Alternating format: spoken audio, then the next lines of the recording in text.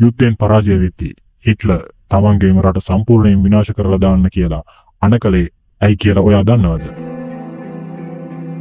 වර්ෂ 1945 දී යුද්ධයෙන් පරාජයට පත් වූ ජර්මනිය සෑම පැත්තකින්ම වට වෙලා තියෙද්දී බංකරයක් ඇතුලේ හැංගිලා හිටපු හිට්ලර් නීරෝ ආඥාව කියන සුප්‍රකට නියෝගය නිකුත් කරනවා.